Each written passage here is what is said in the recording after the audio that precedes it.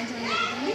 దానికోసము ముందుగా ఆ పిల్లలకు ఓటర్ జాబితా అని ఒకటి సిద్ధం చేయడం జరిగింది. దాంతో పాటుగా ఓటర్ జాబితా మళ్ళీ స్లిప్ క్యాండిడేట్ నేమ్స్ క్యాండిడేట్ని కూడా సెలెక్ట్ చేయడం జరిగింది. ఆ క్యాండిడేట్ను బ్యాలెట్ పేపర్ కూడా సిద్ధం చేయడం జరిగింది. దాంతోపాటుగా పిల్లలందరికీ స్లిప్ను ఓటర్ స్లిప్ని ఇవ్వడం జరిగింది. ఒక్కొక్కళ్ళు లైన్గా వచ్చి ఆఫీస్ దగ్గర అంటే ఓటు ఏ విధంగా జరుగుతుందో వాళ్ళన్నీ అబ్జర్వ్ చేయడం జరిగింది. పిల్లలని ఫస్ట్ ఏపీఓ దగ్గరికి వచ్చి తన యొక్క ఓటర్ స్లిప్ చూపించాక వాళ్ళు అవునా కాదా అని క్యాండిడేట్ని కన్ఫర్మ్ చేసుకుంటారు. అక్కడ ఏజెంట్లు కూడా నియమించారు. అంటే వాళ్ళు ఆలైనా కాదా క్యాండిడేట్లని చెప్పడం జరిగింది. వాళ్ళు వెంటనే బ్యాలెట్ ఇష్యూ చేయడం జరిగింది. వాళ్ళు ఓటుని వినియోగించుకుంటారు. ఈరోజు మా పిల్లలకి అంటే 8-9 పిల్లలకు మాక్ పోలింగ్ ఏ విధంగా ఉంటుంది, మన పార్లమెంట్లో ఏ విధంగా ఎలక్షన్స్ అసెంబ్లీలో కానీ పార్లమెంట్లో కానీ ఎలక్షన్ విధానం ఏ విధంగా ఉంటుందో పిల్లలకు ప్రత్యక్ష పద్ధతిలో నిర్వహించడం జరిగింది.